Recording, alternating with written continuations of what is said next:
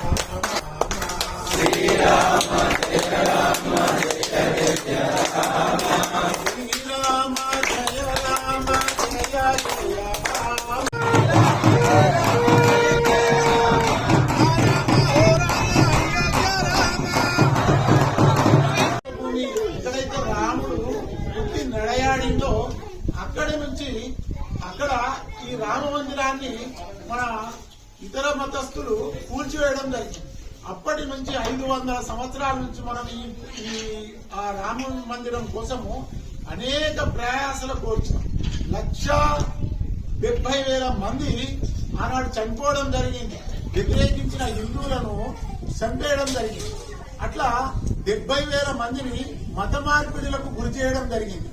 ఇట్లా అనేక గ్రామాలను ఆక్యుపై చేసుకొని ఆక్రమించుకొని దుండగులు ఆ రామ మందిరాన్ని రాముడు యొక్క తమ్ముడైనటువంటి లక్ష్మణ స్వామి అక్కడ రామ మందిరాన్ని నిర్మించడం మన పురాణ ఇతిహాస గాథల ద్వారా మనకు స్పష్టమవుతుంది.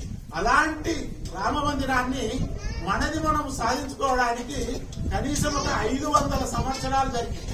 ఈ 500 సంవత్సరాల లోపల అనేక రకాలైనటువంటి ఉద్యమాలు, అనేక రకాలైనటువంటి కార్యక్రమాలు చేయడం జరిగింది. ఈ ఉద్యమాలు పంచభూతాలు ఏ విధంగా అయితే ఉంటాయో అట్లా పంచభూతాల సాక్షిగా ఒక్కొక్కసారి ఒక్కొక్క రకంగా ఒక 10 సంవత్సరాలకు ఒక మన మనసులోని ఆ భావనను పోగొట్టకుండా మన పెద్దవాళ్ళు పూర్వీకులు ఈ అంశాలను క్రోడీకరించి ఒకసారి మనకు 40 సంవత్సరాల క్రితము మనం తూఫ్రాన్ లోపల మన జిల్లా లోపల కూడా కలశ పూజ చేయడం జరిగింది. ఈ రాముని యొక్క మందిరం కోసం కరసేవ కూడా చేయడం జరిగింది. మన గ్రామంలో కూడా మనము పాదుకా సేవ కూడా చేయడం జరిగింది. ఇటుక పూజ కూడా చేయడం జరిగింది మన గ్రామాలలో కూడా. మనందరికి పెద్దవాళ్ళకి తెలుసు, పిల్లలకు తెలియదు. కానీ 1990 తర్వాత పుట్టిన వాళ్ళకి ఈ కార్యక్రమం గురించి ఎక్కువ తెలియదు. కానీ అంతకు ముందు పుట్టినటువంటి ప్రతి ఒక్కరికి ఈ కార్యక్రమం అంటే ఏంది, ఎంత ప్రయాసలు కోర్చినాము, ఎట్లా మన గ్రామం నుంచి ఇటుకలు కూడా శ్రీరామన్ రాసినటువంటి ఇటుకలు కూడా పంపించినాము, పాదుకల సేవ కూడా చేసినాం. మనం ఈ విషయాలని మన పెద్దవాళ్ళకు మన గ్రామాలలో ఉన్న అన్ని గ్రామాల నుంచి మనము ఈ విధంగా చేసినాం. చాలా రోజుల తర్వాత అంటే నీటితోని ఒకసారి ఉద్యమం చేసినాము, అగ్నితోని ఒకసారి ఉద్యమం చేసినాము, భూమితోని ఒకసారి భూమి ఉద్యమం చేసినాము, ఆకాశం ద్వారా ఉద్యమం చేసినాము, మంత్రోచ్చరణ ద్వారా ఉద్యమం చేసినాము. ఇట్లా 5 రకాలుగా పంచభూతాలతో 5 రకాల ఉద్యమాలు, అన్నో చిన్న చిన్న ఉద్యమాలు వేరు, పెద్ద ఎత్తున ఉద్యమాలు జరిగిన ఇలాంటి ఈ రామ మందిర నిర్మాణాన్ని చేపట్టడానికి, ఆ బాబ్రీ మసీదును అనే ఆ కూర్చి మన రామ మందిర నిర్మాణానికి శ్రీకారం చుట్టడానికి అనేక ప్రయాసాలు చేయడం జరిగింది. కరసేవ కూడా చేయడం జరిగింది. అప్పుడు ఎంతో మంది మన వాళ్ళు చనిపోవడం జరిగింది.